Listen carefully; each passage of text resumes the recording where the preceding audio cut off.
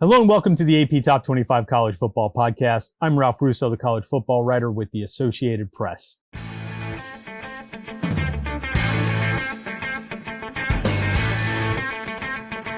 My guest this week is Bill Connelly from ESPN, the mastermind behind the SP Plus projection and ranking system. We'll take an early look, way too early, if you will, toward the 2021 season with Bill as he has released his first projections. We'll do a game I like to call humans versus math. I took four prominent, way too early human top 25s and came up with a human consensus. We'll compare that to SP Plus, and Bill and I will analyze the teams the numbers like more than the humans, and what teams humans are buying in on that the numbers are not so optimistic about. We'll cover about a dozen teams from Miami and Notre Dame to UCLA and Indiana. Thanks for listening to the AP Top 25 College Football Podcast. You can find us on Westwood One Podcast, Apple Podcast, just about anywhere you like to get your podcast. If you like what you hear, give us a good review and rating. It helps college football fans find us, and it helps us find more college football fans. If you'd like to email the show, send questions and comments to AP Top 25 Mailbag, AP Top 25 Mailbag at gmail.com. I think we're going to dive into that for the first time in next week's episode. And away we go.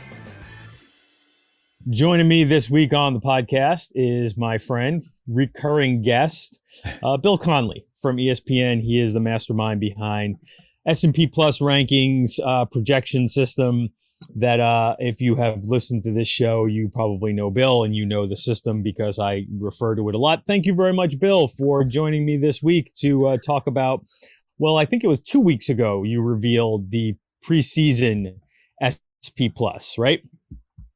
Correct. Something in that neighborhood earlier in February. Gotcha. So we're going to go through that. There were no huge surprises at the top, but one of the things I kind of did this last year with you, Bill, and I this year I decided I liked it so much I put a little more effort into it to do it better. And what we're going to do is take SP Plus, take the human way too early polls, and sort of compare where humans and the numbers differ, because I think that and talk about those teams. So just for the listeners and Bill's edification, I took the ESPN way too early rankings, the Athletics way too early rankings, USA Today's, and CBS's. Now, there are others out there. All those others are fine and reputable places, I'm sure. But I just decided to take these four. Came up with a composite ranking of those four. And just so Bill has a good idea of where I'm coming at, and the audience too, here's what the composite human way too early rankings look like. Bama 1, Clemson 2, Oklahoma 3, Georgia 4, Ohio State 5, Iowa State 6, A&M 7, North Carolina 8, Cincinnati 8, North Carolina 9, Notre Dame 10, Indiana 11, LSU 12, Florida 13, tied with Oregon.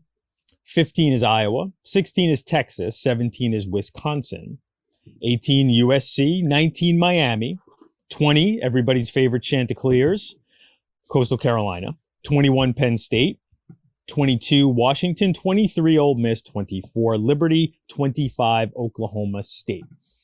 I'm not going to necessarily list off the top 25 in the SP Plus, but I did want to start with this, Bill, and we're going to get into the places where the humans and SP Plus differ.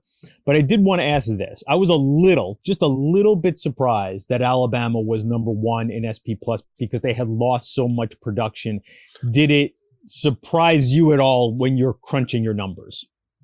They finished 2020 so far ahead of the field that the only way they weren't going to start off number one was if they lost like 21 starters.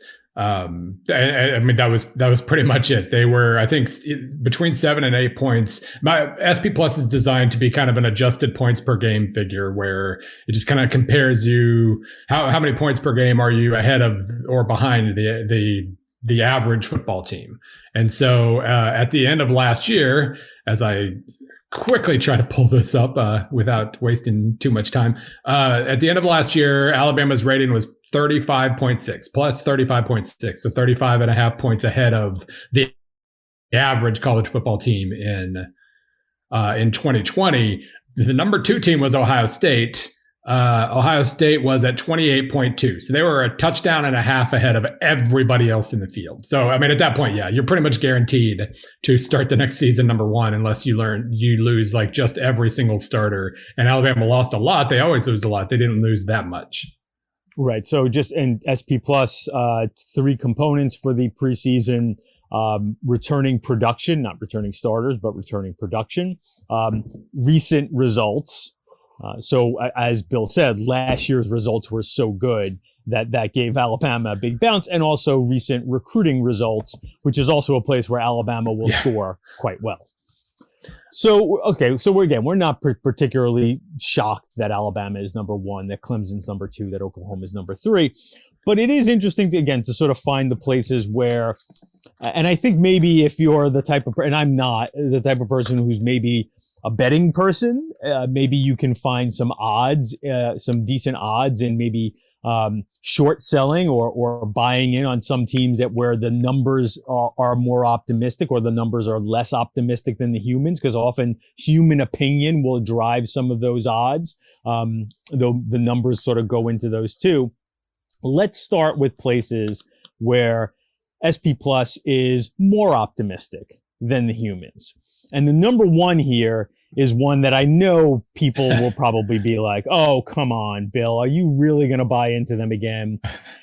You have Miami is number 8 in SP Plus. That's 11 spots higher than the humans have them. Again, in this random selection of way too early polls. Bill, defend yourself on the Canes being back. Well, I don't have to defend myself. I'm not saying it. But it's pretty easy to explain at the very least. Whether you believe it or not is up to you, but it's at least easy to explain. The first part is, last year they didn't finish the year well, but they still finished 20th in SP Plus. They were, I think, 14th after they pummeled Duke, and then they fell, a few spots after the North Carolina loss. They just ran out of steam at the end of the year. They clearly weren't the same team, and then D'Eriq King gets hurt in the bowl game, so they end up 20th. But the most interesting offseason storyline this year is the fact that everybody returns so much more production than normal, the super seniors, so to speak. Normally, my returning production equation is based around, it gives extra weight to the positions that seem to have the most impact on your next year's improvement or regression. It is an attempt to kind of move beyond returning starters. And I think it's a pretty, people seem to understand the concept pretty easily. Normally, the national average for returning production is like 62 or 63%. As I get some more G5 rosters updated, I think we just topped 70% on average this year. So everybody's like 8 to 10 percentage points higher because they're returning more seniors, because all the seniors got, a chance at an extra year of eligibility. Whereas normally like the top team in returning production is going to be somewhere around like 86, 88%. There are 3 teams over 90% this coming year. Louisiana's at 96 because, among other things, they basically only lose a couple of good running backs, and running backs appear to be easier to replace on average. But then UCLA and Miami are both at 91% for in returning production, which means they're projected to improve by like 9 or 10 points each. And so this is going to be a really interesting year just when it comes to like testing the limits of the returning production idea. Like, it's great to, return 88%, you're going to improve, 91, 96%, you're going to improve. But how much is the curve this is more extreme than anything I've dealt with returning production. So it could be very well possible that both UCLA and Miami are being overestimated because of what they return, or we'll find out that they're both really good because they're extremely experienced next year. Miami gets D'Eriq King back and pretty much every other impact player outside of the defensive end position, and they always have good defensive ends. So on paper, it seems like it's a pretty rational case to make that they're top 10. It's just, we've seen it before with Miami, and they bear the burden of proof at this point. Right. And Bill is not his numbers, right? So you are also a college football fan who watches college football and has some emotion and plus your own thoughts on this too. So yeah, I understand you adhere to your numbers, but I'm sure on an emotional level, you see that too and go, well, we've been here before. Maybe we haven't been right here before, but we've been in similar places before. So I don't want to make it sound like Bill is just a computer who spits out numbers. Bill is also a rational human being, capable of free thoughts and making his own opinions. Semi-rational. We'll go with semi-rational. At least semi-rational. But the interesting thing about the super seniors, and I'm writing a little bit about that this week, and you're right, the G5 schools seem to have a lot more, which kind of makes sense because you have less NFL type players who are going to bounce and pursue those professional careers. I am interested to see, I've talked about this on this show. Let Sarah edit that out. I've talked about this on this show, how I believe I'm looking into next year to find where are the middle class teams, right? In the Power Five, especially, that there's going to be one or two, I suspect, that jump up, make a big jump forward because of this sort of super senior core of players. They're going to be a little more experienced. They're going to have something of a men versus boys, right? If you have a few extra 22 and 23-year-olds playing, that might be enough to boost you and give you a little bit of an edge where a team that would probably have been penciled in for 4 or 5 wins gets to 7 or 8 or 6 or 7, or a 6 or 7 win team maybe gets to 9 or 10. I don't know how that plays out, but I am really interested to see how that plays out. Or, as you're saying, does it, because there are so many of these players coming back for so many teams, does it end up sort of leveling the playing field? Right. I'll be interested to see if that happens as well. Yeah, I think, not only returning production, but the quarterback position in particular. The last year's top 3 were pretty clearly Alabama, Clemson, and Ohio State in some order. But outside of those, none of those 3 return their starting quarterbacks. Now, they're all going to be starting blue chippers next year. We already saw Clemson's, and he was rock solid. So I'm not predicting a humongous drop off or anything, but every team below them in the Oklahoma, Oregon, Georgia, Oregon, I guess, has a weird situation now. They just lost theirs, but all Oregon fans said he was terrible anyway, so it doesn't really count. But Oklahoma, Georgia, Iowa State, Miami, Wisconsin, North Carolina, Washington, Penn State, Cincinnati, Iowa, USC, Arizona State, they all return their starting quarterbacks next year. And so, a lot of times the level of parity or the number of teams challenging for the title kind of at least partially depends on who's experienced at the most important quarterback or position on the field. Just about everybody is, except for Alabama, Ohio State, and Clemson. And so that makes it really interesting. They're still 1, 2, and 4 in the SP Plus projections with Oklahoma at 3, which they're as close to a blue blood as it gets outside of those 3, I guess. But there are a lot of teams that have a lot that have a lot more experience, period, like Iowa State, and B, have proven quarterbacks. And I'm really, really curious how much of a difference that makes. Yeah, I think, for those of us who are, for those fans who are tired of the Alabama, Clemson, Ohio State, you throw Oklahoma in there, they've been there a lot that they haven't won it. I do wonder if that does present a little bit of an opportunity to see some of that monopoly broken up.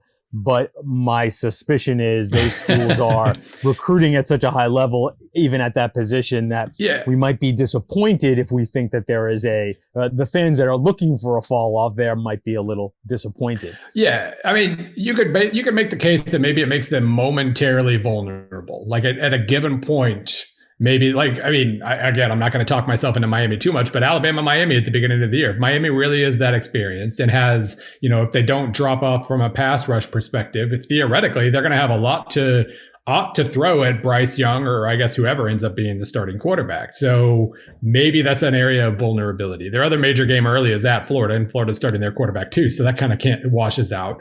But, if you look at Ohio State's schedule, it's kind of the same deal. They start at Minnesota and at home against Oregon. And maybe there's a moment there where they're not quite in fifth gear yet, where somebody can jump up and trip them up. Clemson starts with Georgia, so that's really as much as we liked what we saw from Uiagalelei. He still starts against Georgia, against a top 5 defense, and without Travis Etienne, without last year's top 2 receivers, 3 if you include Etienne. So maybe there's an opportunity for teams that never lose in the regular season to actually maybe lose once or twice in the regular season. Okay, let me jump to the team that next here on this list of SP Plus likes more than the humans, and that's Washington. Washington is 10 spots ahead of the human polls.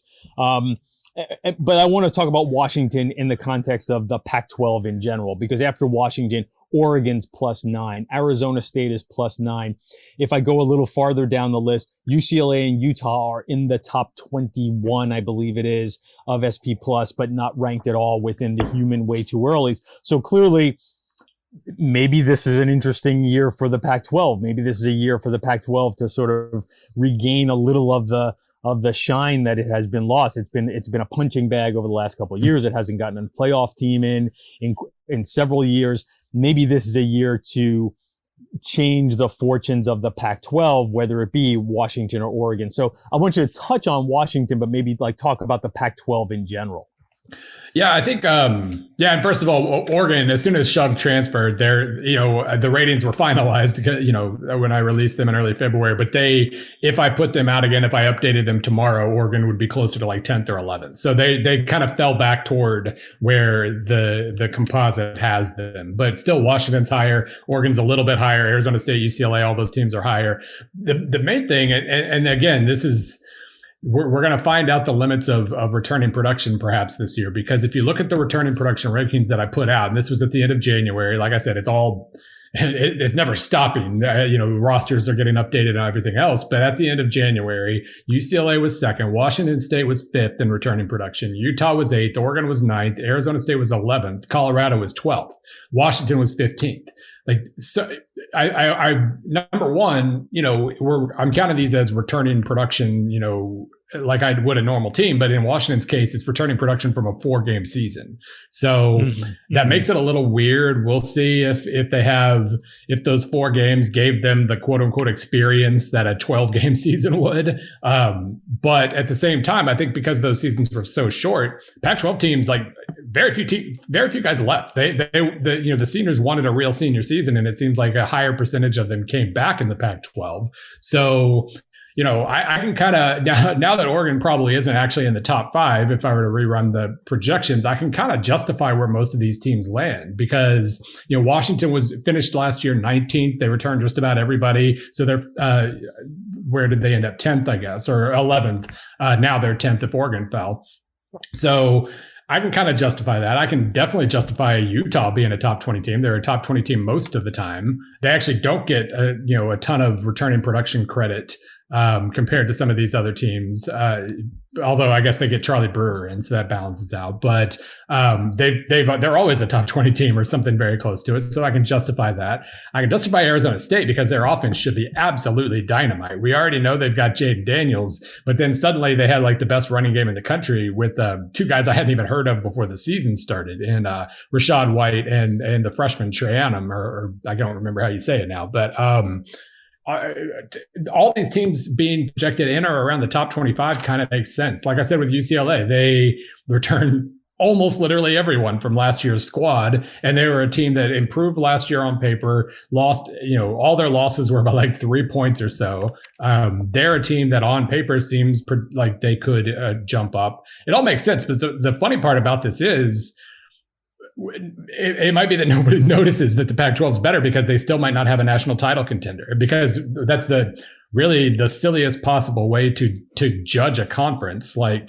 The SEC has Vanderbilt and South Carolina, but they have Alabama, therefore they're the great SEC. Clemson, the ACC has been dramatically mediocre for a while, but they got Clemson, therefore they're good. I mean, it's silly. Pac-12 has on average graded out better than the ACC for the last few years, but They haven't had a Clemson. USC hasn't lived up to its end of the blue blood bargain. Therefore, we don't. We treat them like they're barely a P5 at all when they are a rock solid conference. Might be the same thing this year. If everybody's better, it's going to be really hard to run the table, and therefore we might not notice that everybody's pretty good because they still won't have a top 5 team. Yeah, there's a very fair argument that you hear, especially coming from the West Coast, when I talk to people about how the ACC would compare to the Pac-12 if you took Clemson out of the mix. Yeah, and I think it would not fare quite as well. You're right. I think the Pac-12 should be.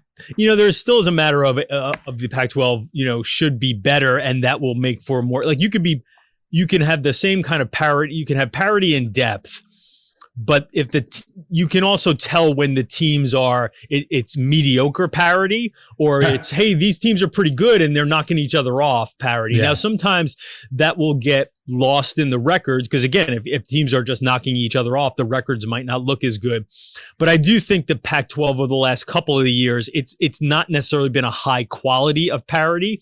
And I think there's a chance that could go up this year. I think the quality of the parity within the within the Pac-12 has a chance to be better this year. Yeah, there are definitely. I don't think there's a title contender in this bunch, but Washington could be a genuine top 10 or 12 caliber team. Oregon could. USC, of course, could. They always could, but it's been a couple minutes. So at the very least, like we put too much stock in non-conference as a whole, but you could see how certain non-conference games. I'm not going to say Ohio State, Oregon. I'm going to assume Ohio State's still superior in that one, but Washington, especially at the shoe, yeah, right, yeah, but Washington at Michigan in week 2, that's enormous. We won't know there's a lot we probably won't know at that point about Michigan, but so we'll have to, there'll be the result, and then 2 months later we'll know what it means. But that'll still, if Washington can go in there and beat Michigan before, if there's improvement on the way for the Wolverines, maybe they haven't figured it all out yet. Washington sneaks in and wins.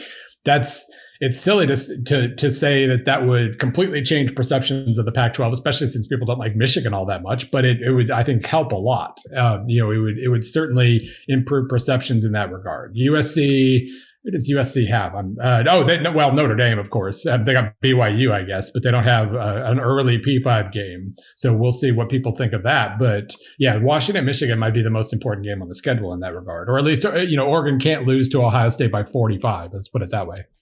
Yeah, and it's a good year really for USC to not have that extra P5 game. USC often, will run into an Alabama like they could have last year when they already have Notre Dame on the schedule. BYU will, I'm sure, take a pretty significant step back with Zach Wilson and several other really good players gone. Yeah. You also talk about, right, the extent to which what we saw last year in these short seasons matter. Mm-hmm. Now, right. I think throughout all of college football, there's a little bit of how much of what I watched last year was real. Now, I believe at the very top, especially with Alabama and these monster programs, but even if you look at an SEC school like LSU, like how much do I draw a conclusion on the state of that program off of a bad year during a pandemic? But they also finish very well. I think there's even more uncertainty the fewer games you play. I was talking with a Mountain West coach and sort of said to them, like, how much did you learn about your players last year through such an odd season? And this is a team that ended up playing 6 games with a few interruptions. And this coach basically said, listen, I think the thing I learned about most of all was more character and things along those lines, because I saw my kids stay together and go through some tough times and blah. But I think he even acknowledged, like, from the product on the field, not having a true off season and all those things, that he's still a little up in the air on how much talent he has to work with and what the skill sets are. And I think for the teams that played shorter seasons in the Pac-12, I found myself watching Pac-12 games last year thinking, like, I don't know if anything, what if any of this stuff actually means. I really don't know if any of this stuff is meaningful. So I guess we'll find out. Yeah, I think Yeah, I mean, obviously, like I changed as little as possible about how I did these projections because I know that every time I tinkered with numbers last fall, like because everything was so different, I'm like, oh, well, maybe this needs to carry more weight, or maybe I need to change home field or whatever. Every time I tinkered it just made things worse. So I kind of avoided doing that, and I'm using the same returning production formula and everything else. The one change I made was like scaling everybody to as if they played 12 games. So like when Charlie Brewer joins Utah with his 10 game Baylor stats or whatever, it's not like Utah suddenly returns 300% of their passing yards, right? Like I tried to scale everybody to where it was the same.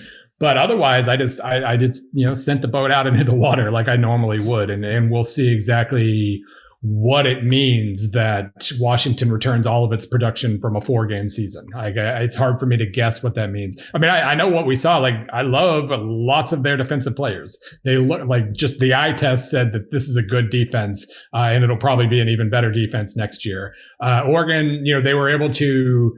They lost to Iowa State, a full season Iowa State team. It was a weird game where their stats were kind of pretty good compared to Iowa State, but they, made some mistakes, which maybe that had to do with them having played fewer games. Who knows?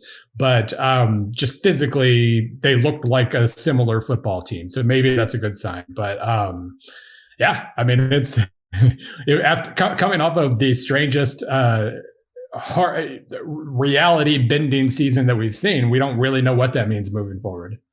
Yeah, and the other 3 teams that I have here listed on the SP plus loves, humans don't love quite as much. Wisconsin, Penn State, Michigan, which is in the top, again, another one that I'm sure you heard about, Bill. Michigan, which is in the top 25 within SP plus, but not at all within the early rankings. Yeah, I am definitely kind of down on the idea that Penn State should bounce back. Penn State was weird last year. I mean, that was a strange season to lose the games that they lost. And, I think they do have some work to do at quarterback with Sean Clifford. But my suspicion is that, like, if I was looking at, I don't know what the odds were, but if I'm looking at like sort of a bounce back, I'm thinking like Penn State could be an undervalued team coming into 2021.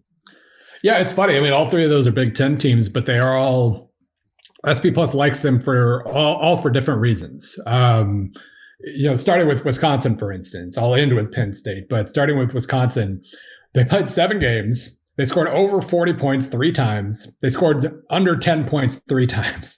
And so, like, we know that defense is dynamite. Like, it's going to be really hard for them to not field a tremendous defense. They usually do, and it's going to be experienced, and it was good last year. So we know that. That's a known entity. They're probably a top 15 team because of that. But what in the world do you make of the offense? Like, they finished 43rd in offensive SP plus last year. But they were either a top 20 team or a bottom 20 team the whole year. And so coming to figure out what they've got at the running back position, coming to figure out what the baseline average is for Graham Mertz when these results were so extreme, it's kind of impossible. So SP Plus has them 9th. I would say more like top 15 or so just because of the unknowns there, but I understand why they ended up 9th. They're usually top 15, and again, returning production is pretty kind to them. So that's one thing. Michigan, I basically benefited in the end from having only played 6 games because they were preseason. They were 9th after the first game. After they looked really good against Minnesota, they jumped to 9th in SP+. 5 games later, they were 41st. Once I kind of did some, change the weight, I got a chance to tinker a little bit more. I changed the weighting a little bit. They ended up 33rd, which was, good improvement. They improved 8 spots without playing. But, in the end, the only reason they were in the 30s as opposed to the 50s or 60s is they only played 6 games. So those preseason ratings, carried them to a certain degree. Because that's one thing about my system is like priors are pretty heavy. It takes most of the year for them to get cycled all the way up. You use priors and it makes your numbers more accurate. That's why I do it. But in this case, when you only played 6 games, they were propped up by preseason projections. They probably should have fallen further, and they might have had they played more. So that's kind of a weird situation. And they do return Well, we'll see who they have at quarterback by the end of the offseason, I guess. But most of their other production is back, like in terms of the skill core. But they have a lot of turnover to deal with. They're basically being propped up in the ratings because of recruiting rankings and recent history. Like 5-year averages, they're still like 11th overall. But they're clearly trending in the wrong direction. Penn State, though, was just had just the oddest season ever for a 9-game season. Like they started off 0-5, but 2 of those 5 losses, they played teams that ended up in the SP Plus top 40, outgained them by 200 plus yards and lost. Like that's really hard to do. I have a post-game win expectancy number, which basically takes all those predictive aspects of a given game, the things that end up going into SP+, it tosses them into the air and basically says, with the stats that this game produced, you would have expected to win this game X% of the time. They lost to Indiana with a 95% post-game win expectancy. They lost to Nebraska with an 83% post-game win expectancy. Like that's hard to do. So on paper, they were more like a 5-4 or 6-3 team. The Michigan State game was actually one of the ones they won was actually a little on the lucky side, but they were still, they should have, like, it took so much random nonsense for them to not be above 500 at the very least. They finished 18th in SP Plus with a 4-5 record. And now they return their quarterback, top couple of receivers. Like now they're in pretty good shape. And this doesn't factor into SP Plus. I really like Mike Yurcich.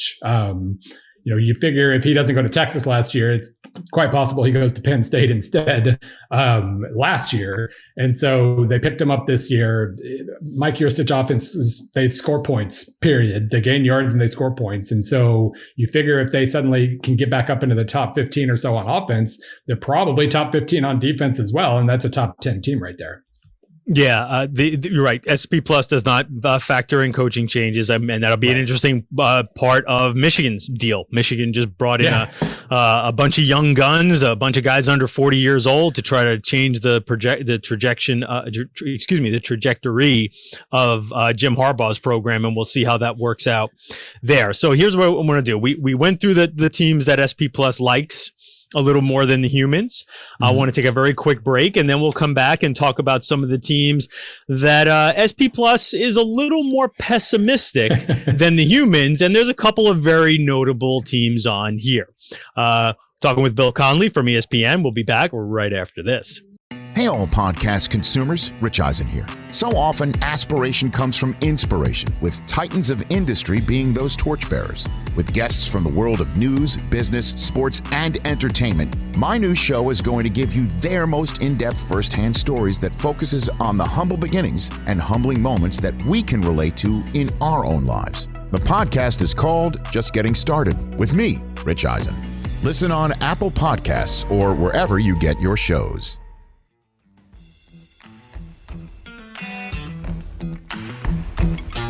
And we're back with Bill Connelly from ESPN, the mastermind behind SP Plus, the great ratings projection system that you can find on ESPN Insider if you so choose. And I'm sure if you've listened to this show before, you've heard Bill and I talking. He is the best. He is the absolute best. So we talked about the teams SP Plus likes more than the humans. At the top of the list for SP Plus is a little more pessimistic than the humans is Notre Dame, which is a fun team to talk about always. We always have to talk about Notre Dame. Notre Dame on SP Plus is coming in at number 25. Now, again, that might be a little updated. That ranking might move a little bit with transfers moving around. But when you published they were number 25, and the humans, while there is some disparity among the humans, I think their ranking is as high as 8 and as low as late teens, if I wrote it down here correctly. A quick glance. Their rankings range from 8 to 15. So what is Notre Dame? Why is Notre Dame being held back by your numbers? And by the way, I think I'm more leaning toward SP Plus, that Notre Dame, I think, is more of a 15 to 20 team this year than a top 10 team. Yeah, I mean, first of all, if I'm ranking them personally, I probably have them in the teens.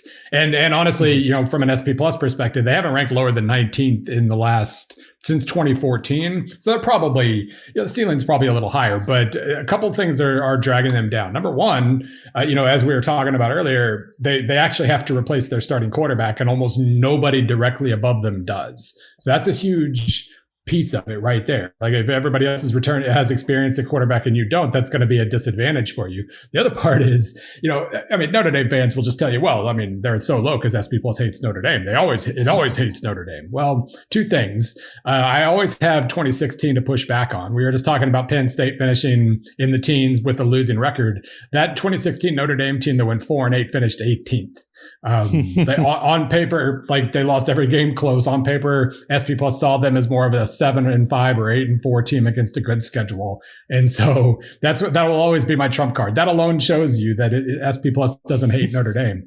And the other trump card is last year it loved Notre Dame until the last two games. They were fourth after they walloped Syracuse and had that bye week before the ACC title game. They were fourth in SP Plus. There was nothing wrong with them. They finished 16th because they got dominated so completely and thoroughly by Clemson and Alabama. They lost by 24 points to Clemson. On paper, SP Plus saw that as more of like a 36-point loss because of the factors, the efficiency factors and everything else. They were lucky to keep that as close as 24. Then against Alabama, they basically played to only lose by 17 points. Their efficiency numbers were terrible. Alabama completely controlled that game. They couldn't name their score. SP Plus saw that as more of like about a 39-point loss for Notre Dame on paper. The 17-point loss was the very best case scenario they were going to generate from that game. So it basically saw those last two games, even though they lost to very good teams, and said, oh, well, this team isn't nearly what I thought it was. They finished 16th in SP Plus. So they're only projected to fall 9 spots with, after losing their starting quarterback and some really good defensive players. I would put them in the teens. I think I do still have some questions about their upside. I love the Marcus Freeman hire. I think he's absolutely dynamite. I think he'll do well in replacing Clark Lee, but they do have some stars to replace in a year when other teams don't, and I do think that's gonna make it pretty hard for them, even if they're only a teens team instead of number 25. Yeah, it's. I almost hesitate to be critical of Notre Dame because that sort of plays into the other side of the Notre Dame argument, which is, oh, they're always overrated, right? Because nobody, there's no center ground on Notre Dame. They're either underrated or overrated.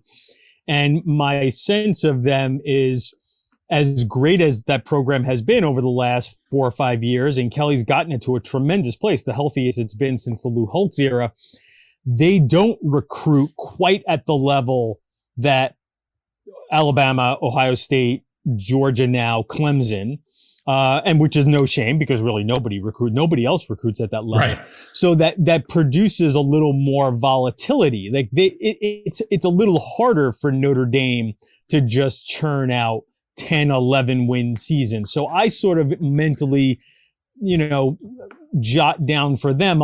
At some point, they're going to have a little bit of a step back year. That doesn't mean I'm expecting them to go 6-6 or 4-8 again, but a ball will bounce a little differently. They'll have a little, maybe it'll take a couple of weeks for them to break in their new starting quarterback.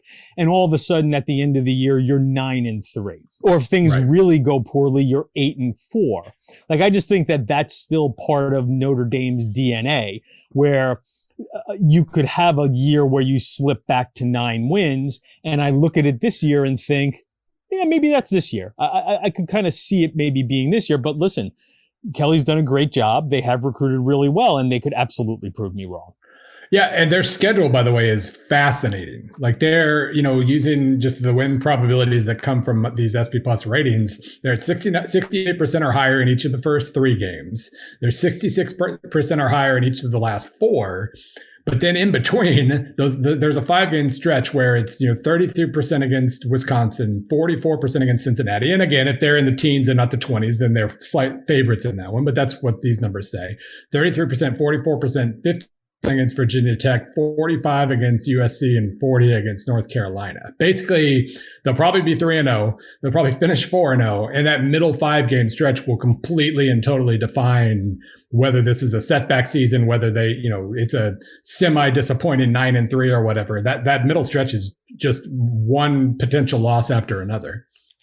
So the other one that the numbers SP Plus doesn't necessarily love, and it was everybody's favorite fancy chickens last year, and that's Coastal Carolina. Now, Coastal Carolina has a lot of starters coming back. I didn't glance at their returning production.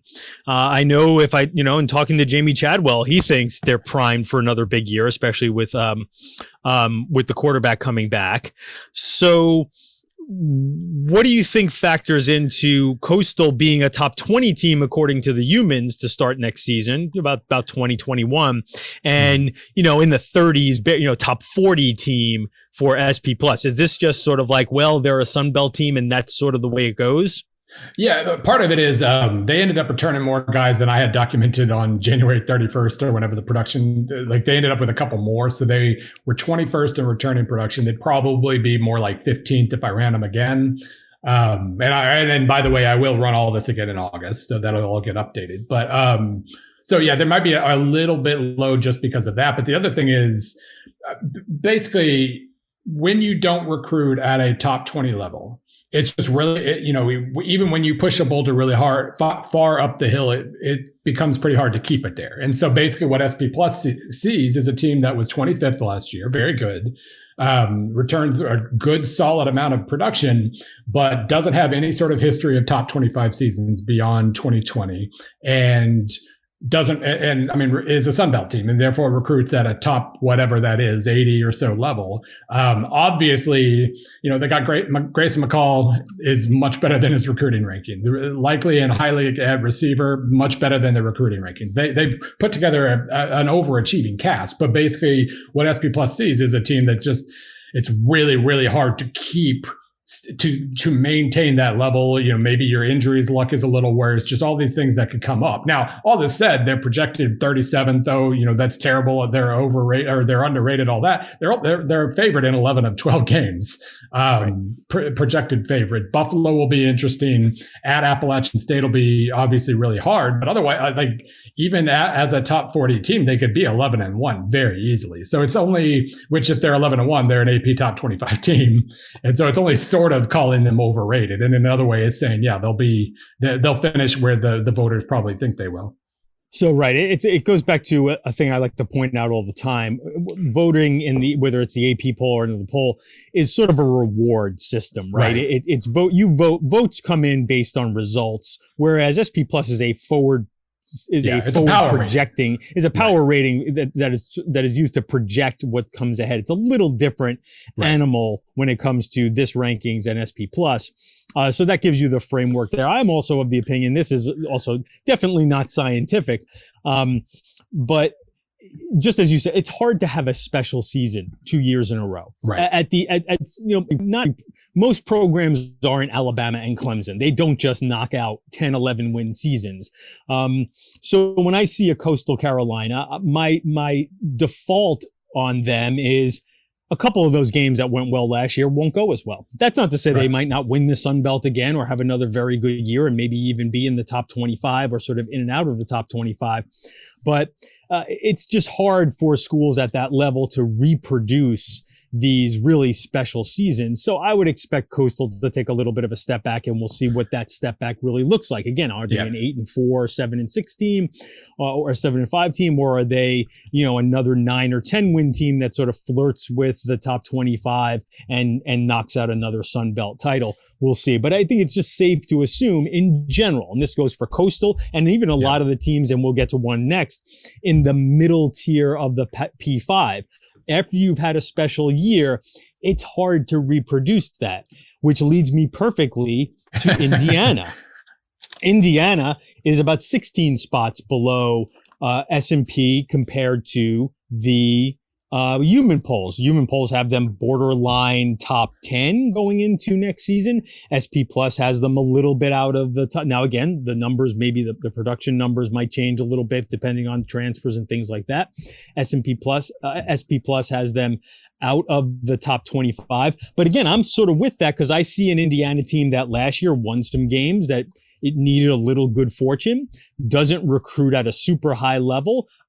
I like everything that Tom Allen's done there, but I'm going to assume that Indiana is not going to recreate the best season it's had in 40 years again. I don't think it's logical to think that. No, and I hate it because I like listening to Tom Allen, like it makes you feel really good about putting your life's work into college football, right? Those, like, he's one of those characters that you wish there was more of. And, interacting with so many Indiana fans on Twitter and whatnot, like, it was a great story. It was a great feeling. We need more of those. So I hate turning around and saying, well, I hope you enjoyed it. But that's kind of where we are. Like I was talking about Penn State earlier with their 95% post-game win expectancy against Indiana. Well, I mean, Indiana had a 5% post-game win expectancy of that game. And that's more like what a top 25 team would do, not a top 5 team. They basically were right at 24th to 26th all year. They did as good as they looked late against Ohio State. That was still, 18% post-game win expectancy. The fact that they lost by 7 was justice. They probably should have lost by more to Ole Miss, per the stats at least. So yeah, they were a 6-2 team. SP Plus saw them more as like a 4-4 or 5-3 team. And now they return a good amount. They were 24th in returning production. So they should absolutely maintain something close to a top 25 level again. It's just, yeah, we're talking about a top 25 or 30 level, not a top 10 or whatever their win total had them at. And they're another team that has a really, really interesting schedule. Like at Iowa early on, we'll learn a heck of a lot then because Iowa could absolutely, their defense was as good as anybody's last year. Cincinnati a couple weeks later, at Penn State a couple weeks after that. Like they're going to have every chance to prove that they're capable of another top 10 run. I just don't think they're going to quite do it. Okay, and the last one here, and by the way, I'll throw this one in there just as an aside with Coastal. Liberty is another team that is, much farther down the SP Plus rankings than they are in the. And again, I think it sort of speaks to the same. You don't necessarily have to go over the reasons why because you kind of did it with Coastal, but I just wanted to point out like that's just the nature of those of group of 5 teams. They're just not going to get quite the boost in SP Plus. And I also think again, this is the non-scientific explanation of it's hard to recreate really special seasons. So I think you can probably expect a little bit of a fall off for Liberty. But the last one I wanted to touch on is a team that the humans are expecting a bigger bounce back than the math right now. And it's LSU. And that's purely a talent play, right? From a human's perspective, if I'm filling out a way too early, I'm just going, well, this team recruits great. I know that there are players at LSU. They had a really bizarre season last year. They'll fix it. But SP Plus is not seeing as much of that, and I assume it's probably not recruiting rankings, and it's certainly not recent history. So SP Plus is obviously picking up not enough production coming back. Yeah, I was kind of surprised. Like people seem surprised that LSU wasn't in the top 15 or something. I'm like, really? Did we watch the same team last year? LSU's a complete mystery, really, because number one, teams that win the national title don't fall to 45th and SP Plus the next year. They just don't. And that's where they finished up. It's hard to put into words how much your stats are going to be hurt by giving up 44 points to Mississippi State and 45 to Missouri and 48 to Auburn. That's just that was terrible. They had a very sketchy defense last year. They finished 69th on defense. Their offense obviously, found something late with Boutte that was only going to somewhat show up, but they'll have theoretically a more stable quarterback situation. So that's fine. You want to. They absolutely could bounce back on that side of the ball. But after so much turnover last year, they have another year with so much turnover. And just as teams that win the title don't fall to 45th, teams that finish 45th don't turn around and compete for the title the next year either. So we're in kind of unfounded territory no matter what. But they are top 30 in returning production, obviously top 10 in recruiting average. So all these factors suggest they should be a top 25 team again. And they're right there. They're 26th or whatever in SP+. That all makes sense to me. I'm not sure why. Obviously, they could do more, but I'm not sure why we would predict it after what we saw. Like even that late season bounce back, they beat a solid Ole Miss team by 5 points at home. And I mean, I say that dismissively. That was maybe my favorite game of the year. Like, so I don't want to, it was a lot of fun, but they still only beat a top 40 Ole Miss team by 5 at home. And the Florida game, if the Indiana Penn State game wasn't like the luckiest, most unlikely win of the season, LSU's post-game win expectancy in that Florida win was 1%. Everything that happened in that game, all the silliness that happened, all the red zone miscues and the thrown shoe and the bomb of a field goal and then Florida missing a field goal, all those things had to happen. That was the one scenario. That was the, Doctor Strange holding up one finger. Right. One in 16 billion, right? Right. That was the one way LSU was going to win that game. That did not prove that they were a dramatically improved team. Like that, they improved late, but only a little. So I do think they're probably getting a bump from that too, where the dad said, yeah, that's not something they were going to count on. They were not better than Florida. So SP Plus has no way of measuring thrown shoes nor Correct. Bo Pelini. Right. Bo Pelini seems to have broken, because I think that's a lot of what's coming here too is, they got rid of Bo. They replaced that defensive staff. They always have players on that defense. Right. They'll get that fixed. But again, SP Plus cannot factor in, what it means to fire Bo Pelini. And I mean, even beyond that, like Derek Stingley never looked like Derek Stingley last year. True. If he suddenly becomes late 2019 Derek Stingley again, then that's a 10-point bump right there probably. So yeah, it's obvious. I think it's very clear they're going to improve. I'm just hesitant if we start talking about them as like a top 10 team or something. Bill Connelly is 3, 2, 1. Bill Connelly is from ESPN. You can find his great work, SP Plus, on ESPN Insider. He also does a lot of soccer stuff, which I don't get into quite as much, but I know that you're big on soccer. You're big on tennis. You are probably really enjoying this FCS season, this strange FCS season, because that is absolutely your type of thing. I think you could eliminate FBS football and Bill would still be just as happy with college football and just delving deep into Division 2, 3, and FCS. So I hope you're enjoying what is a busy time of the year for you, even though normally it would be a little less busy. Yeah, no, just sitting back and watching FCS football last weekend was so much more relaxing than I thought. When you're not dealing with politics or any of the other things, you're just watching football. Oh, it was great. I'm looking forward to this spring. Excellent. Well, we'll catch up with you later down the road. I always like catching up with Bill Connelly. Thanks again so much, Bill, for taking the time and running through SP Plus with us. Thank you. And now 3 and out. First down. Earlier this week, Notre Dame athletic director Jack Swarbrick made some news when he released a statement saying that the Fighting Irish will not be part of a rebooted college football video game from EA Sports if the players are not compensated in some way, shape, or form for use of their names, images, and likenesses in the game. What exactly the news was in that statement was a little hard to pin down. The game is about 2 years away from being released, though the company has said it's beginning work on it. Also, currently, there are no rules regarding NIL in college sports. The NCAA got bogged down by a curious Department of Justice. A handful of proposed federal laws related to NIL in college athletics are nothing more than proposals at this point. There are some state laws that are scheduled to go into effect this summer, but there is also an NCAA case that will go before the Supreme Court in about a month or so that could make all this other stuff moot. So what's Notre Dame's angle here? I'm scheduled to speak with Swarbrick early next week so he can elaborate. But a fair reading of the situation is this is an influential AD at a powerful school establishing a position on group licensing, which would be necessary from a practical standpoint if the players want a piece of the video game pie. Group licensing tends to get done in professional leagues through players' unions. The NFLPA has said it would like its group licensing arm to help college players cut deals.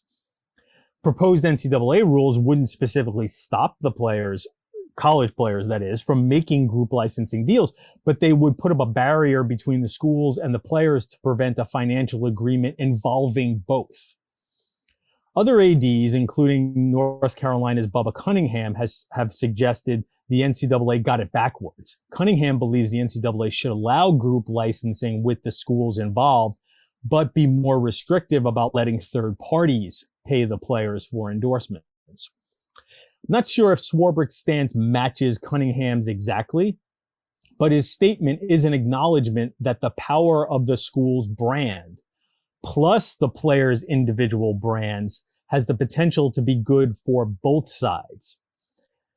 At the very least, Swarbrick seems to be signaling that he doesn't want the NCAA standing in the way of a group licensing deal that could involve both players and schools, but would not result in players being paid directly by the schools.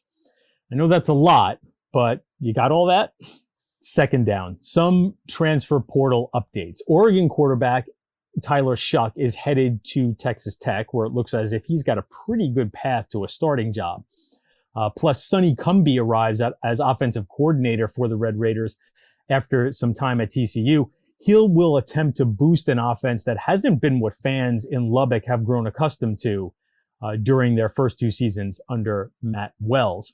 Former Tech starter, the off-injured Alan Bowman, is in the portal, and the Red Raiders' presumptive QB1 was Henry Colomby, a transfer from Utah State where he initially signed with Wells. Auburn had a nice pickup, landing former West Virginia quarterback Drayshawn Miller. That's a player very likely to be an NFL draft pick in 2022, maybe even an early rounder. Former Nebraska quarterback Luke McCaffrey is heading to Louisville. That was an interesting spot because Louisville has a 2-year starter in Malik Cunningham on the roster. Cunningham came into last season with some star potential after a promising freshman year, but like Louisville in general, had a disappointing season. That could be an interesting competition. I know coaches talk a lot about the importance of building depth and how they would never guarantee a player transferring in a starting spot. That's all true. But if a coaching staff is really comfortable with its starter, it's not bringing in a player like McCaffrey with 3 years of eligibility left, a 4-star pedigree type player, just to fill out the back end of the depth chart. One more thing to keep in mind. Shuck is a grad transfer, so he's immediately eligible to play. Same goes with Miller. McCaffrey is among the many players hoping to be immediately eligible this season. The NCAA was heading toward changing its transfer rules to give every athlete a one-time exception, allowing them to play immediately instead of sitting out. That got put on hold by the DOJ's letter to the NCAA. But from what I've heard, the feeling is that should be separated out from NIL at some point and get done before the summer. Third down. Last time I used third down to mention this, but we want you to be part of the show. If you have questions that you'd like me or my guests to answer, email them to AP Top 25 Mailbag. That's AP, the numbers 25 mailbag @gmail.com.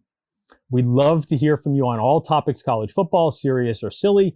That's AP Top 25 Mailbag @gmail.com. That is the show for today. I'd like to thank my producer, Sarah McCrory, for making me sound good. You can find this podcast on Apple Podcasts, Westwood One Podcast. Please subscribe so you do not miss an episode. I'm Ralph Russo, the college football writer with the Associated Press. Thanks for listening, and come back for more next week of the AP Top 25 College Football Podcast.